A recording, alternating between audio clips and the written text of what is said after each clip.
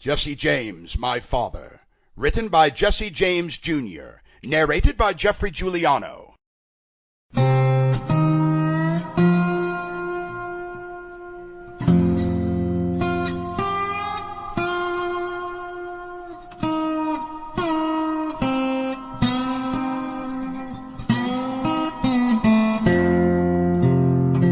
We don't steal from the rich and give to the poor.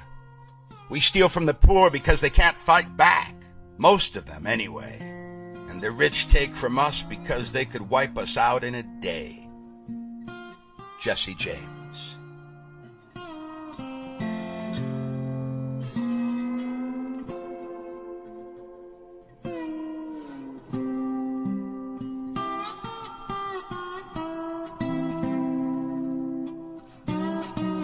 The great outlaw Jesse James was born on September 5, 1847, in Kearney, Missouri. James and his brother Frank served in the Confederate Army before embarking upon their fabled criminal careers in the Old West. The James brothers made a name for themselves as daring bank and train robbers, leading the James Younger gang. Gang member Robert Ford killed Jesse James in 1882, after which time James became a true legend of the Old West. Here is his untold story, as related by his only son. I'm Geoffrey Giuliano.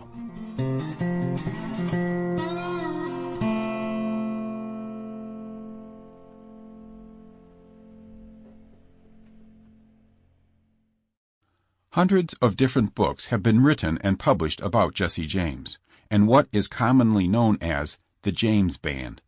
Many of these books were false from cover to cover. A few had in them a grain or two of truth, upon which were strung whole chapters of untruths. I have read them all, and there is not one of them that did not do cruel injustice to the memory of my father and to his family.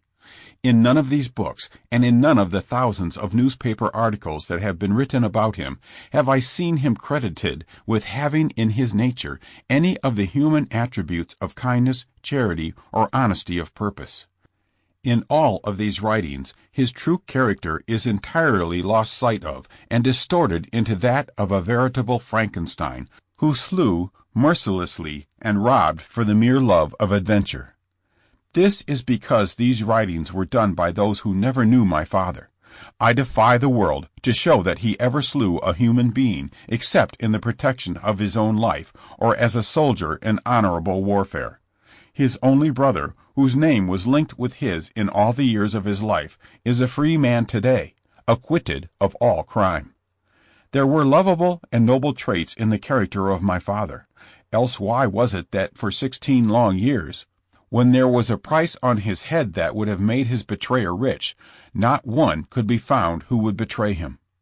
Did ever a man live who had such staunch friends, many of whom were persecuted and made to suffer because of the steadfastness of their loyalty to him?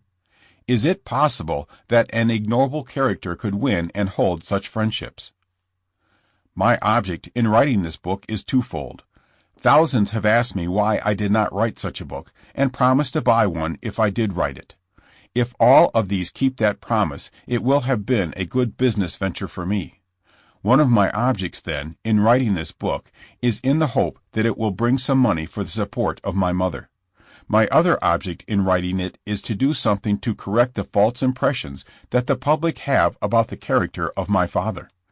Others may differ from me on this point, but I believe it my duty to the memory of my father that the truth about him be told. I make no claim to literary merit in this book.